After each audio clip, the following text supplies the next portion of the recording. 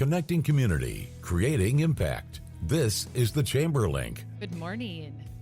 So excited to be back here with you today on the Chamber Link. I'm Jane Vangsness Frisch. I serve as the Vice President of Workforce for the Fargo-Moorhead West Fargo Chamber.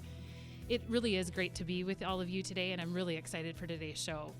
As you know, we often talk about our region's workforce, economy, and frankly, long-term prosperity on this show. And one of our industry that sits at the crossroads of all three of these things really is animal agriculture. And I know I've talked about this other times. Those of you that have connected with me know and understand that animal agriculture and agriculture in general really is are central to our region, North Dakota and Minnesota's economy, supporting thousands of jobs across livestock, dairy, beef, feed, crop production, transportation, construction, equipment, commodities, professional services, you name it.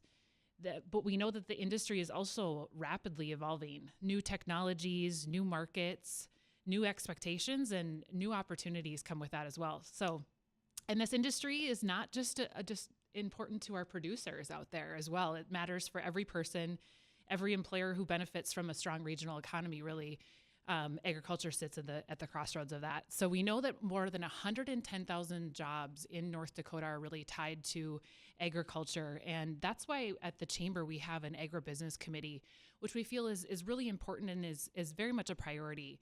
I actually have the opportunity to facilitate that member-driven committee, bringing together those leaders, those thought leaders, both from farming, ranching, education, industry, construction, as we know it touches finance, obviously as well, and technology to ensure we're championing that agriculture as a driving force of growth for our region. And we need to start to advance some of those conversations and really help ensure that industry is strong, innovative, and really thinking through about how do we be future ready to not only feed our region, feed our world, and have that thriving economy right here. So I'm really excited to have two fabulous guests with me today on the Chamber Link. I'm going to have them introduce themselves. But before they do, I want to stress that their work is really helping to not only elevate opportunities within our region, but build understanding and connection, I think, especially related to the animal agriculture industry and the technology around it. So I'm actually going to have Brady Janzen, who is a partner with Fairview or Riverview, Dairy. Brady, would you just be willing to share a little bit about not only who you are, but a little bit about the company that you work with and the producers you work for? Yeah, absolutely. Thank you, Jane. Happy to be here today. I'm Brady Janzen. As you mentioned, I'm a partner with Riverview LLP. We're a family and employee-owned ag business based in Morris, Minnesota. We've been farming there since the 1930s, and we've been involved in the dairy business for over 30 years now. So dairy farming, milk production is our primary focus as a business. We're also involved in beef production. We feed some beef cattle in Nebraska and elsewhere as well.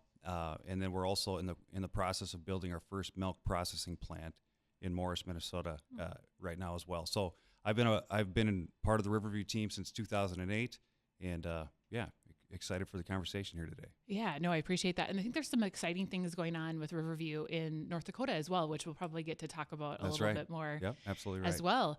Amber's also out there. So just in full disclosure, Amber's joining us from afar today because for those of you that are live, know and understand that we're experiencing our first big I guess I don't want to call it big, but first significant snowfall of the year. So she's safe and taken care of out in her home office and near Bismarck. So Amber, if you could share a little bit more about your role as the executive director of the North Dakota Livestock Alliance, I'd appreciate it. And I know our listeners are anxious to hear more about it too. Absolutely. Thank you so much, Jane. Hi, Brady. Thank you so much for letting me attend virtually because, like you said, it's the highways don't look too great today. So I'm grateful to be warm and safe in the house here.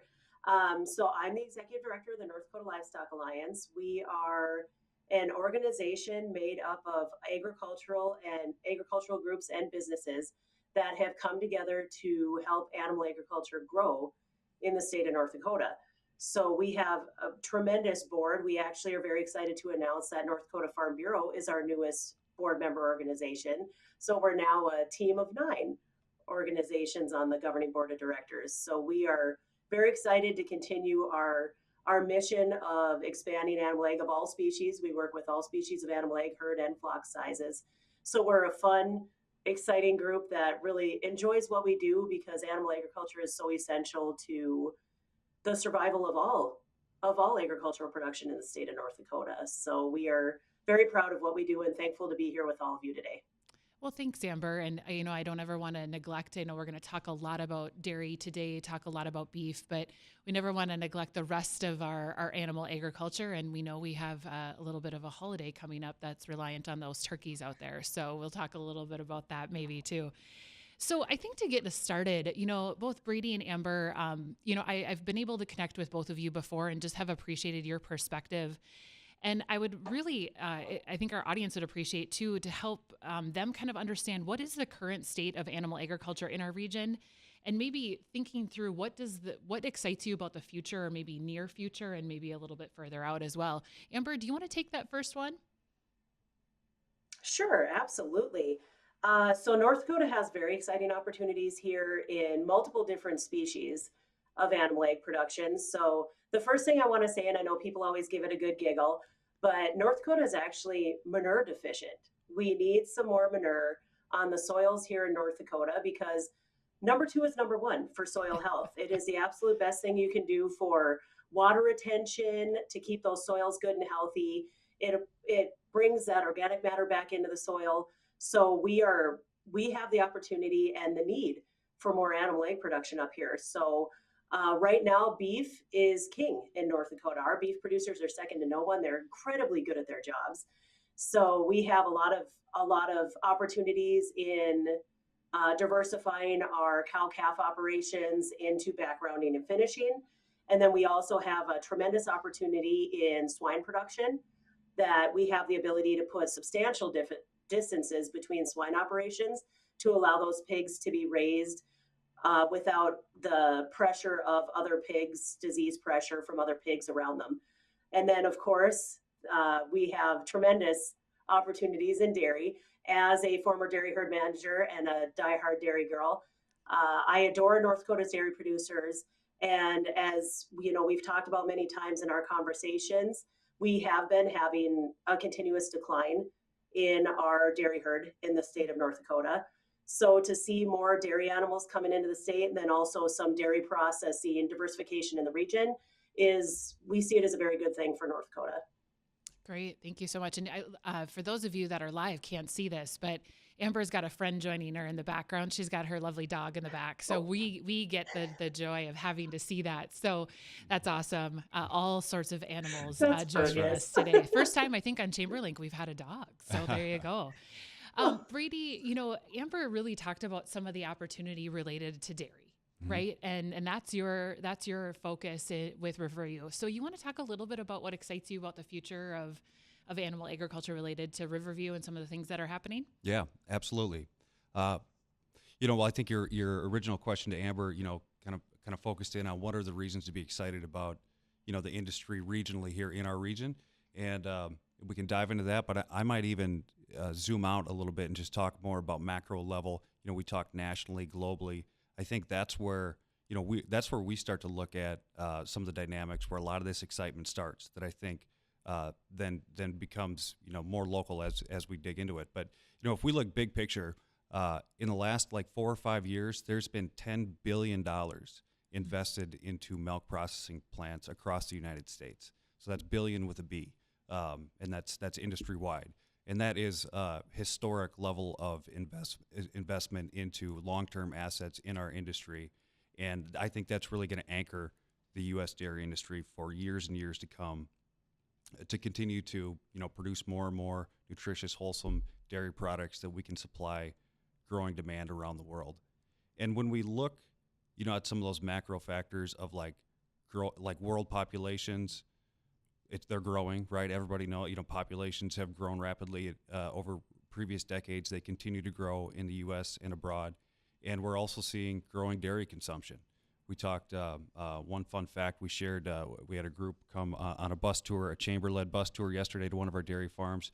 One fun fact that we talked about there was that in the 1970s, per capita cheese consumption in the U.S. was about 15 pounds per person. So the average American in the 1970s ate about 15 pounds of cheese per year.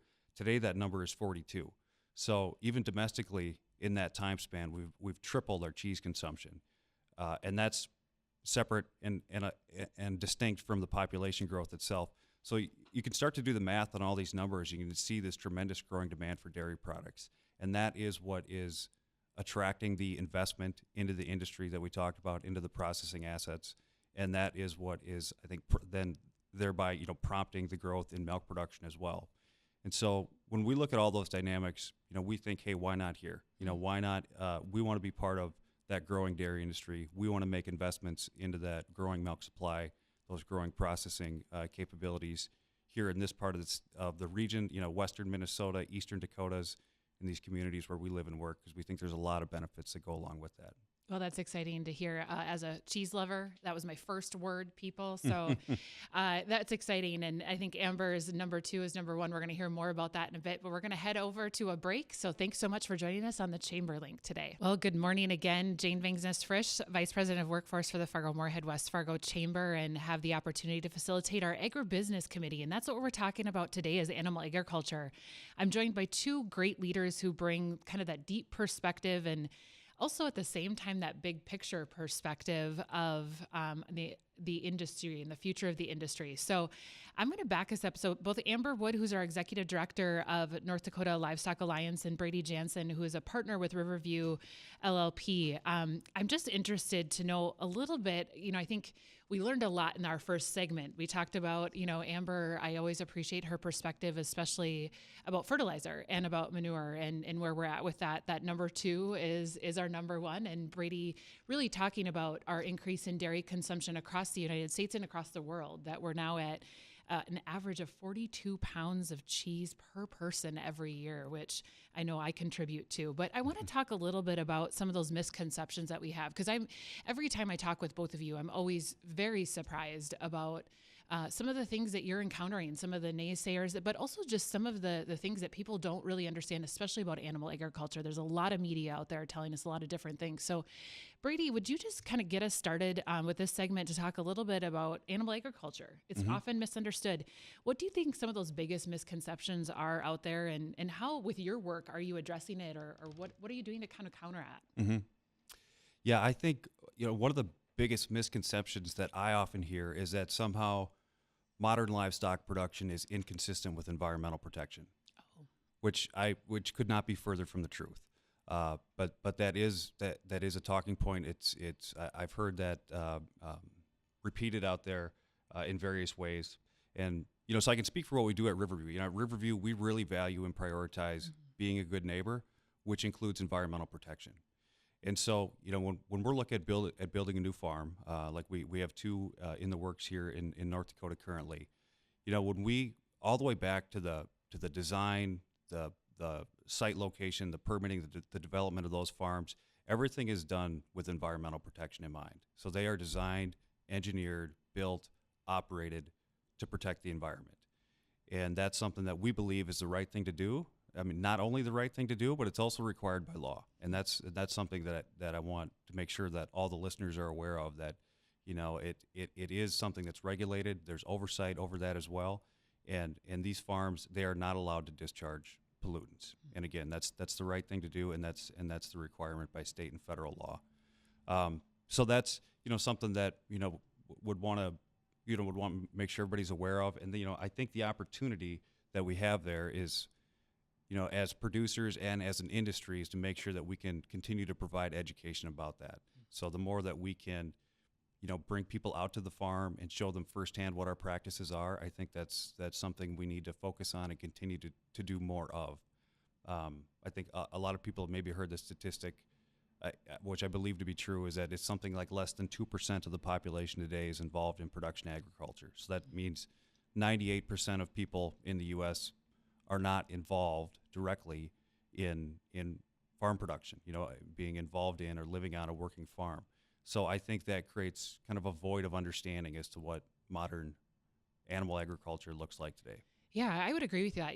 We're seeing a lot of that with even our agribusiness. Here in the Fargo-Moorhead, West Fargo region, a lot of our businesses are ag adjacent, right? They're connected, but some of those individuals that are working to support our animal agriculturalists and our farmers and production farms have often not seen it firsthand. And so that's one thing that we try to do at the Fargo-Moorhead West Fargo Chamber is really try to give those experiences and those exposures to help kind of break down some of those barriers and sometimes the myths that come from just not knowing. We, in fact, just recently just had a bus tour facilitated through Chandler Graham with Marsh McClellan Agency and Next Gen Ag alongside of Levi Otis, who serves as our agribusiness chair at the chamber. And it was really great to see we had 48 leaders go out and really understand, I think, firsthand out in the barn, in the milking parlor to really see that. Amber, I'm interested to know, statewide and some of the different areas that you work with, what are some of the things that you're often having to not necessarily correct, but maybe more educate around? What are you seeing that you often, things are just misunderstood around animal agriculture in your experience? Yeah, absolutely. Brady hit the nail on the head. He is so awesome at explaining this stuff. So I do want to preface this with, I was not actually born into agriculture. I didn't milk my first cow till I was 16. So I remember seeing all of this the first time as well. So I understand the questions, and when people start hearing the sheer numbers of the size of new animal agriculture, the economies of scale, we can explain all that to them, but ultimately they want to hear about the environmental side. That is really something that the citizens of North Dakota especially very much so care about, and we care about very much so as well. And to be able to have that conversation about, livestock producers are the ultimate environmentalists and the ultimate animal caregivers. So one of the biggest misnomers, I would say, or one of the things that I'm asked the most about is Brady actually touched on a little bit about the no discharge term. So people confuse animal production and manure handling with how human waste is handled. So I will use the W word, waste, when I'm talking about the human side. I will not use that when I talk about manure, because manure is not waste. Manure is extremely valuable. So like Brady had said, these systems that are being put with the dairies are all engineer designed. Same thing with the swine facilities, engineer design, and they are zero discharge, meaning the manure is completely contained in these facilities, and then it is applied at agronomic rates on the soil. So the soil is tested, the manure is tested, and it is dialed in exactly as to what the soil can utilize.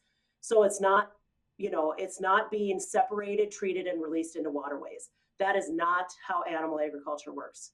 Okay, that is the human side.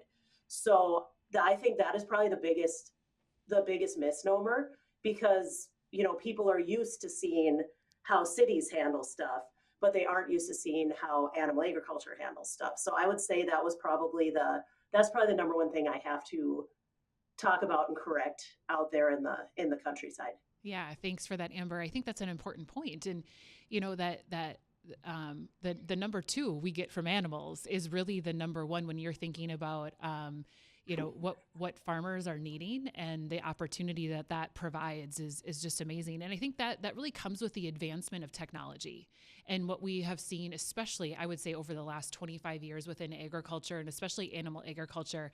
And that kind of leads me into my thought process about really what I hope to hear from all of you this afternoon or this morning. I'm just interested, maybe pretty quickly here, Brady, what technologies, maybe it's genetics or, feed efficiencies or that kind of thing. What do you think some of those advancements have had the most impact on maybe Riverview's operation specifically? And then I'm excited to hear what Amber has to say too. So there's, when you look at the innovation side and the technology side of things, we have a whole team of people that focuses on innovation at Riverview.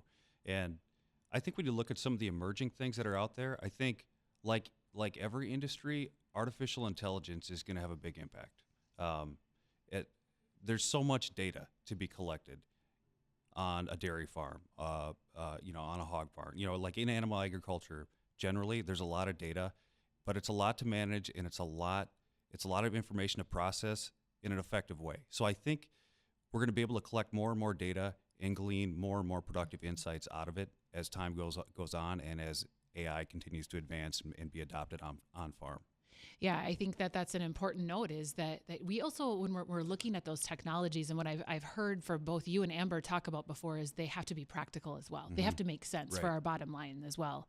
But the invention of AI or the I don't want to say invention, it's really the evolution because it's been around for a long time, but really the uptick in the evolution and the adoption is really going to play a big role, I think, in all agriculture and all of our industry and workforce.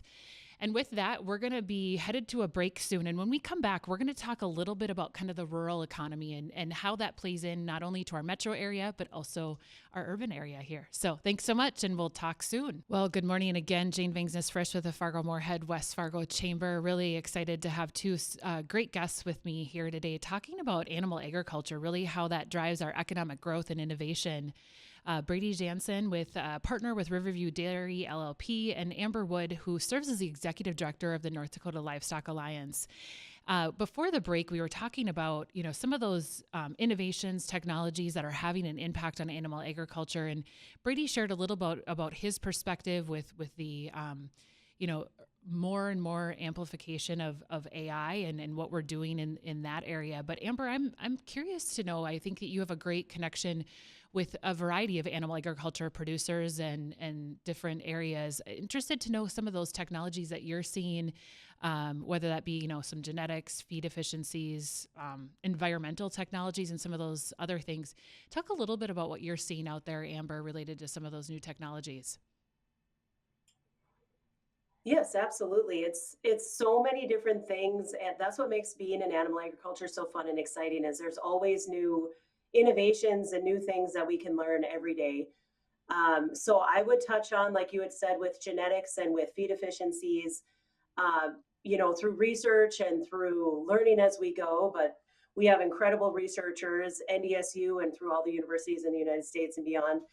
We have been able to dial in exactly what an animal's body needs, what an animal body requires for thriving and to be as healthy and as happy as possible. And they have been able to dial that in through multiple different levels of research at all the different universities. So that is always a really exciting part of being in animal agriculture, is on the feed and genetics side, and learning what we can do to best serve those animals and to create a product that our consumers are asking for, that our consumers are looking for. So that's always very exciting. And then of course the robotics is always such a cool thing to see. There's innovations coming all the time on different kind of robotic uses, whether that be feed mixers, feed pushers. There's robotic milking systems. So being able to ease some of the work demand on farm, and then also it creates for a new, calmer environment for the animals as well. So across the board, these innovations are always fun and exciting and fun to try out. Yeah, and I think technology is something that we see our producers adopting and wanting and needing, but at the same time, we know it's still people power that matters in the workforce. And I think, Amber, you and I have talked about this, especially in some of those rural areas and those producers that you serve and those different areas that you serve, especially in rural areas. What we know is that, the young people are our future, and we know bringing people to the state, to the region is an important aspect of that. So, I'm just interested to hear, obviously I think as we started this segment, I shared my main role at the chamber is Vice President of Workforce. And I often get questions about what the heck does that mean? And really it's helping align not only what we're doing in our schools, but aligning that with business and industry and helping people know that that's a long-term investment, that the people are the long-term investment. So we also know that we need to attract and retain more to our region to help be able to sustain what we're doing with this innovation. So I'm kind of interested to know from both of you, just from a former kind of educator hat that I have, how do we encourage more young people to see agriculture, maybe especially animal agriculture, as a long-term, high-opportunity career? Amber, I know that you often talk about this, so if you'd share your perspective on that. Yeah, absolutely. I mean, being involved in agriculture, the reason honestly, people in my family, they're like, "What are you doing? You don't know anything about agriculture. You don't know anything about farming. What are you doing getting a job on a dairy?" And I just said, you know what? It's what makes North Dakota, North Dakota. Mhm. Agriculture is what makes us us. And I wanted to be a part of that. I wanted to be a part of the pride and the honorable job of providing food for not only for our neighbors, but for our country and for countries outside the United States. I wanted to be a part of that. And I think that, going forward, some of the untapped markets out there for employees are people who are maybe born in town, who are born in the bigger cities, who can feel that passion, that desire to be a part of providing food to the world. And, I think that's really something that we can lean a lot more into as agriculture continues to evolve. Yeah, and I agree. I mean, 110,000 jobs just alone are somehow ag related in the state. We know that that is going to have to reach beyond our rural communities for sure. I'm interested to know, Brady, especially in the region. You have farms throughout the Upper Midwest and all the way down into the Southwest United States. But really thinking about maybe more from that Upper Midwest perspective, what are you seeing as some of the barriers maybe to workforce or some innovative things that Riverview has done to kind of attract people to the region, retain them to the region, but also some young people? Yeah. Workforce it's always a challenge. It can be. I think you hear that from business owners of all stripes that this is a challenge, particularly in rural America. So it's definitely something we need to work on and stay focused on. And at Riverview, we have teams of people that work on this, recruiting, training, making sure that we just maintain a positive workplace environment, a positive, strong culture, so that we retain the talent that we do have. And I can touch on two strategies that we've employed specifically, I guess. One is our internship program, which we've had in place for about 15 years now, that we've had summer interns, college interns at Riverview. And in recent years, that it usually is 20 to 30 interns across our system that we seek applications for and bring them in and put a program together for them. And it's university students from all different backgrounds. A lot of animal science, pre-vet types of students, but then also those just interested in business more generally, accounting, HR, IT, you name it. And they come, a lot of them from upper Midwest universities, NDSU, SDSU, Minnesota, Iowa State, et cetera, but really from all over the country. So we've seen some success with that, and definitely plan to continue that program and are excited about that. Secondly, we have something we call the Riverview Ignite program, which is a newer program, and it's more of an apprenticeship type of approach where students who have just graduated high school, maybe don't want to go to college or looking for a different type of opportunity. We have a program for them, for those that are interested, where they can rotate through different segments of our business over the course of 2 years. And so they learn everything on the production side of it, from dairy production, beef production, crop production, and again, some of maybe more the central service types of functions like accounting, HR, et cetera. And then they also do some online classes along the way as well to further their formal education in the process. And so the goal then is at the end of 2 years, they're able to find a fit within the business that suits them, that they're interested in, and they've got a good, well-rounded view of what we do and how to pursue a career with Riverview. That's great. I know we've talked about this on the Chamber link before, but the NSF Ag Tech Engine in North Dakota is one of those things, and I have the opportunity to work on the workforce aspect of this. How are we going to lift up ag tech to our young people and get them interested? And I think you both really hit the nail on the head when our research is aligning with this, and what we're hearing from our young people is they want to experience they want to test drive a career before they're out there. And I think the more that we can provide those opportunities, not only us as connections with business and industry, and you as a industry provider, and I know Amber, you provide amazing connections out there through the Livestock Alliance as well.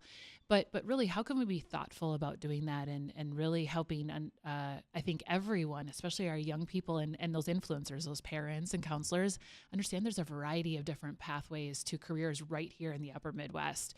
And with that, I want to talk a little bit about some of those rural communities, right? So in my title is Fargo-Moorhead West Fargo Chamber. This is the Chamber link, but we know what happens in our rural communities it does impact what happens not only here in the metro, but just in our entire region. And so, I think it's important to understand how animal agriculture specifically drives the economics within our rural communities. You know, how does it sustain? How does it enhance the vitality of some of our smaller communities? That, you know, I commute from a smaller community, and you know, it's a thriving metropolis of 75 people on a day where we're counting the trees. But you know, I think it's important. And Amber, I know across the region, you, especially across the state of North Dakota, you're dealing with a lot of those small communities. So I'm interested to know, you know, what your thoughts are on how you see some of those livestock operations, but also just animal agriculture in general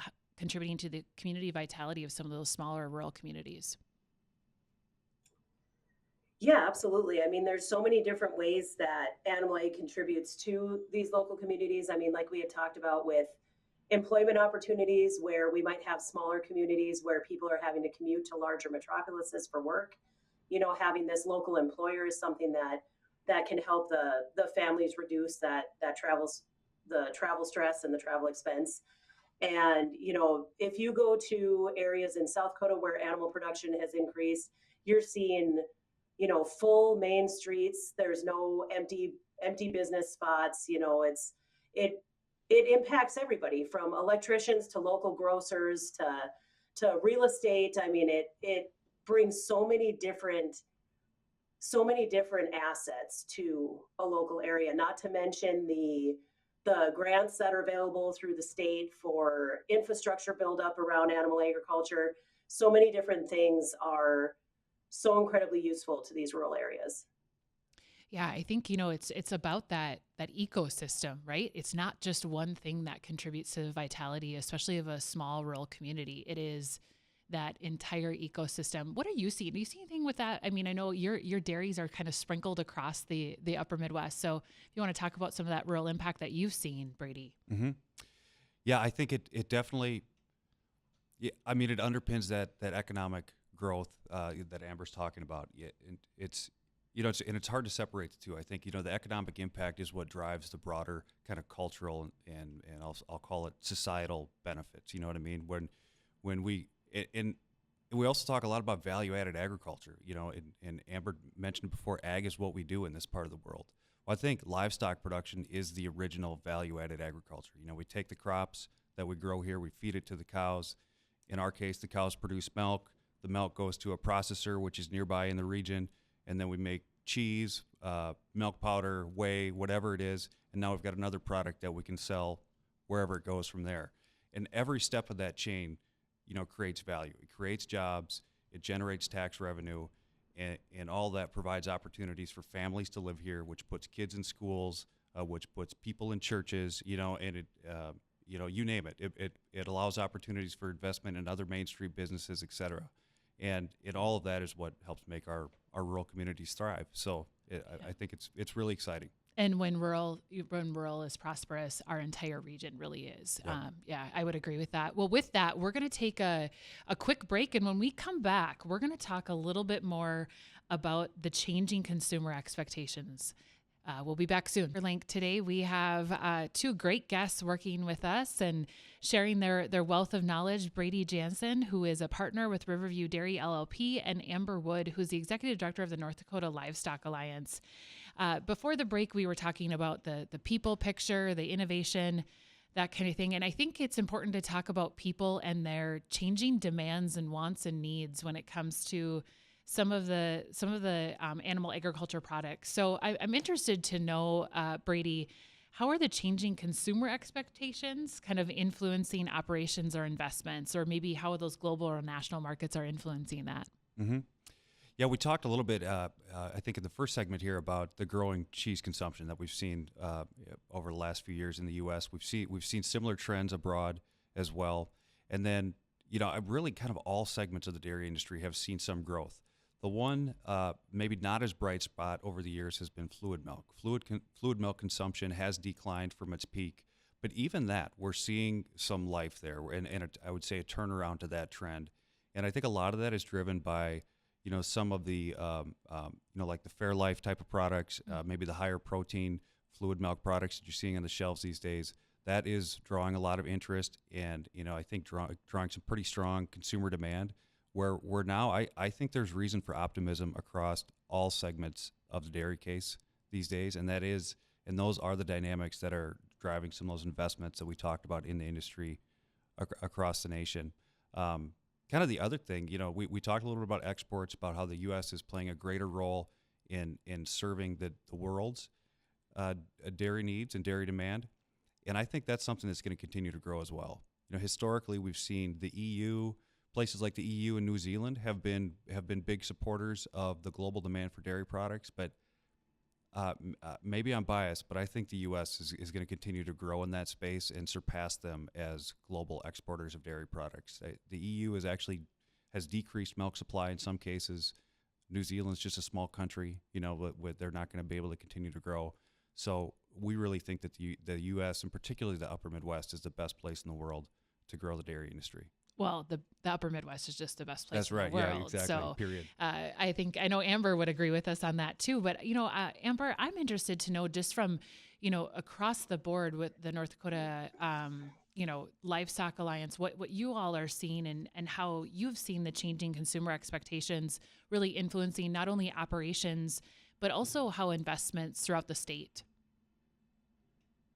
Yeah, absolutely. I mean, the American consumers and consumers abroad have been very clear that lean protein is what they want. Lean protein is where it's at. And, so we're seeing more demand for leaner products. And I really love the diversity. I know we've been talking a lot about dairy today, but it's because it's so fun. It's really fun to see that American consumers are really leaning into cottage cheese. That's really been a new product that has been around forever, but people are all of a sudden really leaning into it and blending it, using it for cooking, baking, all the above. So there's so many different ways that all, the entire, whether it be the meat case, the dairy case, there's so many different things that, consumers are after. But I think the top thing is they want to be able to read a label and understand what the words mean in the label, the ingredients label. So we're definitely seeing more demand for products that people can fully understand what's all in that product. So it's been very fun and very exciting to watch the consumer demands change, and it's constantly changing, and it's very fun and very innovative. And seeing the health influencers, the personal trainers utilizing chocolate milk as a recovery drink. That's been really big with Olympians and with Olympics as well, and with professional athletes. So that's been a really cool change as well that has definitely impacted the U.S. milk shelf. Amber, I'm interested to know outside of dairy, what are some of those changing dynamics and trends? I know we talked about beef prices a little bit before as we started the first segment there, but what other consumer trends are you seeing maybe with the different animal agriculture products? Sure. Snackable proteins is something that's gotten very popular. So meat snacks and things that, charcuterie really, really went wild with the nice cheeses and the different kinds of meats that can be utilized in those cool boards. So really it's, Americans are busy. They want things that are easily accessible, easily utilized. So I think that's one of the bigger things is just, products that people can understand what they're reading and can easily utilize. And then there are influencers all online about how to cook and prepare different things. And all the checkoff programs have multiple different trainings online and recipes online for people to learn how to use those as well. So overall, it's a fun deal to see the relationship between farmers, the actual producers of the product, and the relationship with the consumers that are buying the products, and the incredible passion that U.S. consumers, especially here in North Dakota, they want local. They want to know the story. They want to know who's doing the work, who's caring for these animals, who's producing this food. So really local has continued to be a trend that is staying put. It's something that people are very passionate about, and it has made for a very fun and exciting way for farmers to interact in new ways, and sometimes for the first time with the people that are consuming their products. Yeah, I agree. I think, I see the cottage cheese in my feed all the time, right? So we're about ready to wrap up here today. And thank you so much, Brady and Amber, for your willingness to share your knowledge and perspective and insight. So I'm going to ask you a little bit of a hard question as we go into the Thanksgiving break. What is your favorite animal product to consume over Thanksgiving? We're going to change it up a little bit. There are all types of different things. So Brady, I'm going to start with you, a little rapid fire. What's your favorite? Yeah, I probably should come up with a dairy product for an answer here, but I'm going to say ham. All right, fair. Swine industry appreciates Brady. What about you, Amber?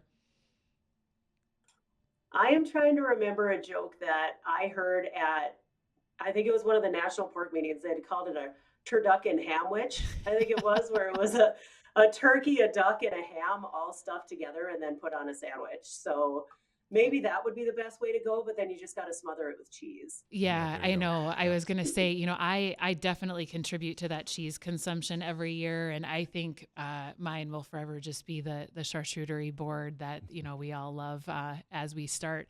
I usually am full by the time the meal gets around. Yeah. Well, that kind of wraps us up for this episode of the Chamber Link. Again, thank you so much for our listeners, to Amber, to Brady, to share their perspective. And don't forget about the opportunities that we have at the Fargo-Moorhead West Fargo Chamber related to our agribusiness committee. We'd love to have you join in on those conversations, tours, and perspectives. Thanks so much and have a great day.